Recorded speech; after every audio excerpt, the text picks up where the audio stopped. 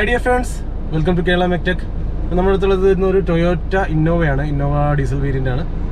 ഇതിൻ്റെ ഇഷ്യൂ എന്താണെന്നുള്ളത് നമുക്ക് നേരിട്ട് കണ്ട് മനസ്സിലാക്കാം. അപ്പോൾ ഗൈസ്, വണ്ടി നമ്മൾ സ്റ്റാർട്ട് ചെയ്ത് നോക്കാം. റീസെൻ്റ്ലി വണ്ടി ഹീറ്റർ പ്ലഗ് മാറിയിട്ടുണ്ട്. ഇതാ മാറി ഹീറ്റർ പ്ലഗ് ഇവിടെ ഇരിപ്പുണ്ട്. 4 ഹീറ്റർ പ്ലഗ് കംപ്ലൈൻ്റ് ആയിട്ട് ഹീറ്റർ പ്ലഗ് മാറിയതാണ്. അപ്പോൾ ആ സമയത്ത് വണ്ടിയുടെ EGR-ൻ്റെ വർക്ക് എല്ലാം കഴിഞ്ഞാണ്. BS4 ടൈപ്പ് വണ്ടി, ടൈപ്പ് 4 ടൈപ്പ് വണ്ടിയാണ്. അപ്പം അതിന് മറ്റേ ഇൻ്റർകൂളറും EGR കൂളറിനൊക്കെ വ്യത്യാസമുള്ള ടൈപ്പ് വണ്ടിയാണ്.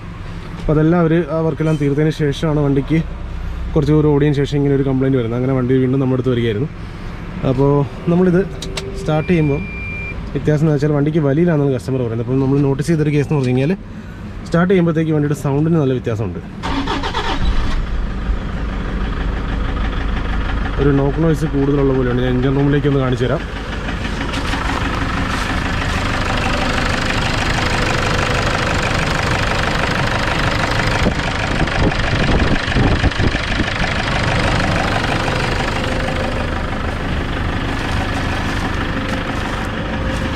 കാല് കൊടുക്കുമ്പോൾ ഈ നോക്ക് നോയ്സ് നല്ലോണം കൂടി വരുന്നുണ്ട്.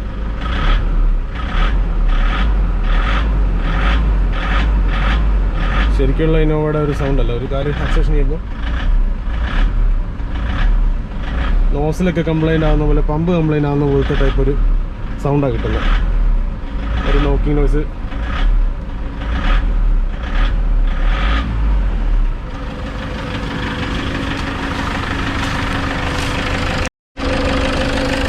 റേസ് ചെയ്യുമ്പം ഇതിൻ്റെ സൗണ്ട് എഞ്ചിൻ റൂമിൽ നിന്ന് കേൾക്കാം.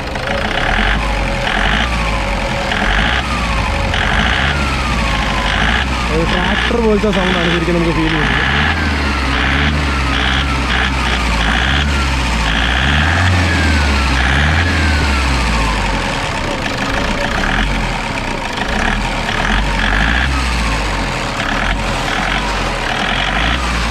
അപ്പോൾ എന്തായാലും നമുക്ക് ഇതിൻ്റെ ട്രബിൾ കോഡ്സ് വല്ലതും ഉണ്ടോ എന്ന് കാണാൻ. ഇടയ്ക്ക് ചെക്ക് എഞ്ചിൻ വന്ന് പോകുന്നു എന്നുള്ളൊരു കണ്ടീഷൻ ഉണ്ട്. അങ്ങനെ ഒരു കംപ്ലയിൻറ്റ് കസ്റ്റമർ പറഞ്ഞിട്ടുണ്ട്. അതേപോലെ ഈ ഒരു കണ്ടീഷനിൽ വണ്ടി 60 കിലോമീറ്റർ മേലെ സ്പീഡ് എടുക്കത്തില്ല. തീരെ പുള്ളിങ് പവർ ഇല്ല, പിക്കപ്പ് ഇല്ല വണ്ടിക്ക്. സ്മോക്കും കൂടുതലാണ്. ആ ഒരു കണ്ടീഷനാണ് വണ്ടി ഇവിടെ വന്നിരിക്കുന്നത്. ഓക്കെ, അപ്പോൾ നമുക്ക് എന്തായാലും ആദ്യമേ സ്കാൻ ചെയ്ത് നോക്കാം.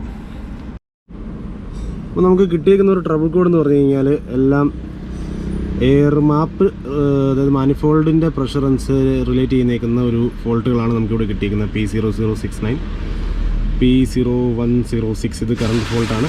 Manifold absolute pressure circuit problem എന്ന് പറഞ്ഞാൽ വന്നേക്കുന്നത്. P0069 കറണ്ടായിട്ട് manifold absolute pressure barometric pressure correlation എന്ന് പറഞ്ഞൊരു കംപ്ലയിൻ്റ് ആണ് കാണിച്ചേക്കുന്നത്. അപ്പോൾ ഇതിൻ്റെ മാപ്പ് സെൻസർ സംബന്ധമായ എന്തോ ഇഷ്യൂ ഇതിനകത്തുണ്ട് എന്നുള്ളതാണ് സാരം. അപ്പോൾ അത് നമുക്ക് ചെക്ക് ചെയ്യാം. അതിനെക്കാട്ടിലും മുന്നേ നമുക്ക് വണ്ടി ജസ്റ്റ് ഒന്ന് ഡ്രൈവ് ചെയ്ത് നോക്കാം. കസ്റ്റമർ ഈ പറയുന്ന പോലെ പവർ ഡ്രോപ്പും കാര്യങ്ങളും ഉണ്ടോ എന്നുള്ളത് ശരിക്കും നമുക്കൊന്ന് ഫീൽ ചെയ്ത് നോക്കാം. കസ്റ്റമർ പറഞ്ഞ പോലെ നമുക്ക് വണ്ടി ഒന്ന് ഡ്രൈവ് ചെയ്ത് നോക്കാം. പ്രശ്നം ഇവിടെ ഉണ്ടോ ഇല്ലോ എന്നുള്ളത് കൺഫേം ചെയ്യാൻ വേണ്ടിയിട്ട്. അപ്പോൾ ഞാൻ സൈഡിൽ ഇരുന്ന് ഞാൻ വീഡിയോ എടുക്കുന്നുണ്ട്. നമ്മുടെ സുജിത് പ്രോ വണ്ടി ഓടിക്കുകയാണ്. ഉള്ളിലൊരു സൗണ്ട് നോക്ക് നോയ്സ് ഫീൽ ചെയ്യുന്നുണ്ടാവും. അതേപോലെ ആക്സിലറേഷൻ ഫുള്ള് കൊടുത്താൽ പോലും, ഫുള്ള് താഴ്ത്തി ഡിപ്രസ് ചെയ്താൽ പോലും വണ്ടി പ്രോപ്പറായിട്ട് സ്പീഡ് വരുന്നില്ല. മാക്സിമം റേഞ്ച്, സ്പീഡോമീറ്ററിൻ്റെ മാക്സിമം റേഞ്ച് ഇത്രയേ ഉള്ളൂ. 60,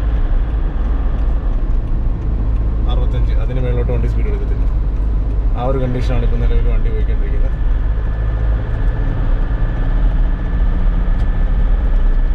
എഞ്ചിൻ നോയ്സ് ശരിക്കും അകത്തറിയാനുണ്ട്.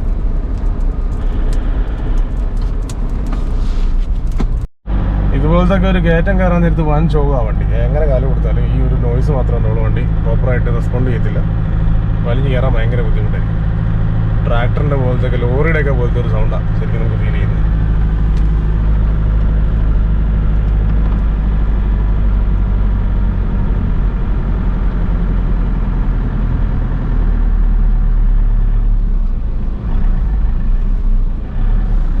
ഫസ്റ്റ് ഇടേണ്ടി വന്നു അവസാനം. ഫസ്റ്റ് ഇട്ടിട്ടാണ് വന്ന് എടുത്തേക്കുന്നത്.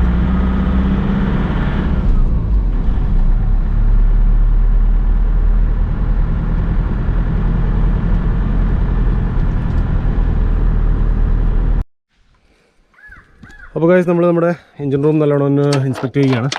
അപ്പോൾ നമ്മൾ മുന്നേ കണ്ട പോലെ, ട്രബിൾ കണ്ട പോലെ നമ്മുടെ മാപ്പ് സെൻസർ ഇരിക്കുന്ന ലൊക്കേഷൻ ഏതാണ്ട് ഈ ഭാഗത്താണ്. മാപ്പ് സെൻസറിലും ഇവിടെ ഒരു വാക്യൂം പൈപ്പ് വരുന്നുണ്ട്. ഇവിടെ വന്നിട്ട് ഇവിടെ ഒരു ചെറിയ ഫിൽറ്ററിൽ വരുന്നുണ്ട്. ഈ ഫിൽറ്റർ പ്ലാസ്റ്റിക് മെറ്റീരിയലാണ്. ഇത് പൊട്ടിയാലും ഇങ്ങനത്തെ പ്രോബ്ലംസ് വരാറുണ്ട്. അപ്പോൾ ഓൾറെഡി ഫിൽറ്റർ നമ്മൾ ചെക്ക് ചെയ്തു കഴിഞ്ഞാൽ കറക്റ്റാണ്. ലൈൻസ് എല്ലാം നമുക്ക് നോക്കാം. വിഷ്വലി ഒറ്റ നോട്ടത്തിൽ കണ്ടു കഴിഞ്ഞാൽ ഇവിടെ യാതൊരുവിധ കംപ്ലൈൻറ്റോ വിഷയമോ നമുക്ക് കാണാനില്ല. പക്ഷേ നമ്മൾ ഇങ്ങനെയുള്ള വർക്ക് ചെയ്യുമ്പോൾ ശ്രദ്ധിക്കേണ്ട ഒരു കാര്യം എന്ന് പറഞ്ഞു കഴിഞ്ഞാൽ ഈ പറഞ്ഞ പോലെ വാക്യൂം ലൈൻസ്, കുറേ വാക്യൂം ലൈൻസ് ഇതിനകത്ത് വരുന്നുണ്ട്. പല കൺട്രോൾസ് ഉണ്ട്. അപ്പോൾ ആ വാക്യൂം ലൈൻസിൻ്റെ കറക്റ്റ് ഫിറ്റ്മെൻ്റ് എല്ലാം കറക്റ്റാണോ, അതിൻ്റെ ലൊക്കേഷൻ എല്ലാം കറക്റ്റാണോ എന്നുള്ളത് ഉറപ്പ് വരുത്തേണ്ടതായിട്ടുണ്ട്. അപ്പോൾ ഇതിനകത്തൊരു ചെറിയ ഒരു പ്രോബ്ലംസ് നമുക്ക് അതിനകത്ത് കണ്ടിട്ടുണ്ട്.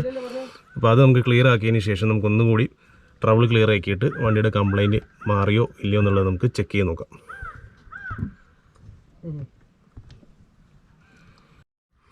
നമ്മളിതിൻ്റെ വാക്യൂം ലൈനുകളെല്ലാം ചെക്ക് ചെയ്തു.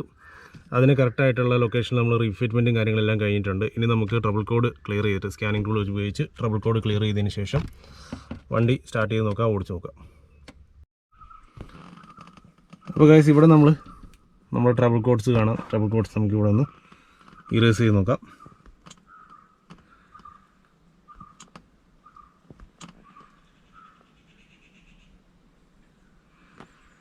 ട്രബിൾ കോഡ്സ് ക്ലിയർ ആയിട്ടുണ്ട്.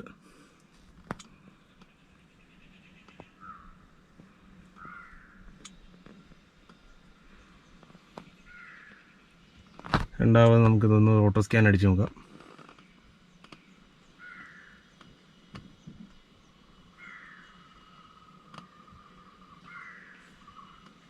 യാതൊരുവിധ ഫോൾട്ട് ഇതിനകത്ത് കാണിക്കുന്നില്ല. ഇനി നമുക്ക് വണ്ടി സ്റ്റാർട്ട് ചെയ്ത് നേരത്തെ ചെയ്ത പോലെ സൗണ്ട് വ്യത്യാസം ഉണ്ടോ എന്നുള്ളത് അറിയാം. വണ്ടി നോർമലി സ്റ്റാർട്ടായി. ഇനി എഞ്ചിൻ റൂമിൻ്റെ സൗണ്ട് നോക്കാം.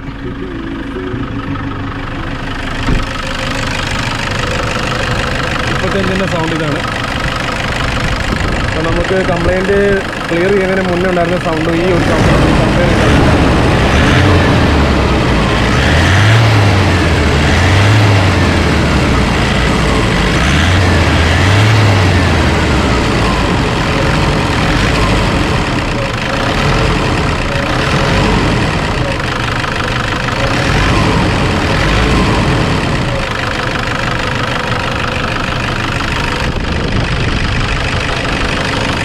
ഈ ഒരു സൗണ്ട് ഡിഫറൻസ് ആണ്. ഇനി വണ്ടി വെൽ പെർഫോം ചെയ്യുന്നുണ്ടോ നോക്കാം. അതുപോലെ വണ്ടിയുടെ ക്യാബിനുള്ളിൽ എഞ്ചിൻ്റെ സൗണ്ട് വരുന്നുണ്ടോ ഇല്ലോ നമുക്ക് കൺഫേം ചെയ്ത് നോക്കാം. അപ്പോൾ നമ്മൾ ഇത്രയും കാര്യങ്ങൾ ടെസ്റ്റ് ചെയ്ത് റീചെക്ക് ചെയ്യുകയാണെങ്കിൽ തന്നെ എന്താ നമുക്കിവിടെ മനസ്സിലാക്കാം ഇവിടെ യാതൊരുവിധ കോഡ്സ് ഇതുവരെ വന്നിട്ടില്ല. ഇനി നമുക്ക് വണ്ടി ഡ്രൈവ് ചെയ്ത് നോക്കാം. സോ ഗൈസ്, ക്യാബിനുള്ളിലുള്ള നോയ്സ് ഇപ്പോൾ മാറി. ആക്സിഡൻറ്റ് ചെയ്യുമ്പോൾ ആ ഒരു നോക്ക് നോയ്സ് ഇല്ല. ട്രാക്ടർ പോലത്തെ ഒരു നോക്ക് നോയ്സ് ഉണ്ടായിരുന്നത് മാറി കിട്ടിയിട്ടുണ്ട്. അതേപോലെ ചെക്ക് എഞ്ചിൻ ലാമ്പൊന്നും ക്ലസ്റ്ററിനകത്ത് യാതൊരുവിധ വാർണിംഗ് ലാമ്പോ കാര്യങ്ങളൊന്നും തന്നെ ഇല്ല. നമുക്ക് വണ്ടി ഒന്ന് ഡ്രൈവ് ചെയ്ത് നോക്കാം.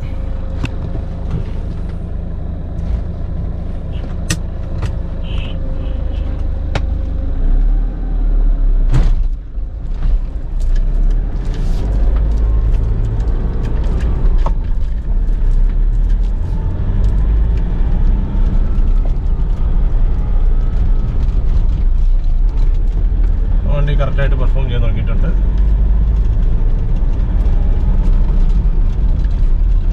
ഇതായിരുന്നു ഇങ്ങനെ ഒരു ഇന്നോവയിൽ കണ്ടിരുന്ന ഒരു ഇഷ്യൂ. അപ്പോൾ ചിലപ്പോൾ ഇതുപോലെ കൊച്ചു കാര്യങ്ങൾ മതി. നമ്മൾ എന്തെങ്കിലും മേജർ വർക്കൊക്കെ എടുത്തിട്ട് ചില സമയത്ത് ഇതുപോലെ ചെറിയ കാര്യങ്ങൾ നമ്മൾ ഒന്ന് ശ്രദ്ധിച്ചാൽ മാത്രം മതി ഇതുപോലെയുള്ള പ്രോബ്ലംസ് നമുക്ക് ഒഴിവാക്കാം. ഇനി അത് മാത്രമല്ല, ചിലപ്പോൾ ഇതൊക്കെ വാക്യൂം ഹോസുകളൊക്കെ റബ്ബർ ഹോസുകളും പ്ലാസ്റ്റിക് ഹോസുകളൊക്കെയാണ്. ഇതിനൊക്കെ കാലപ്പഴക്കം കൊണ്ട് വല്ല ക്രാക്ക് വരികയോ പൊട്ടിപ്പോവുകയോ അങ്ങനെയൊക്കെയുള്ളൊരു പ്രോബ്ലംസ് വന്നു കഴിഞ്ഞാൽ, അതിൻ്റെ സോളിനോയിഡ്സൊക്കെ എന്തെങ്കിലും കേട് വന്നു കഴിഞ്ഞാൽ ഇതേപോലത്തെ പ്രോബ്ലംസ് വരാറുണ്ട്. അപ്പോൾ ഗൈസ്, നമുക്ക് വീണ്ടും പുതിയ ഇൻഫോർമേറ്റീവ് വീഡിയോ ആയിട്ട് കാണാം. Till then bye, take care. Video ഇഷ്ടപ്പെട്ടാൽ ലൈക്കും ഷെയറും സബ്സ്ക്രൈബും ചെയ്യാനായിട്ട് മറക്കണ്ട. Take care.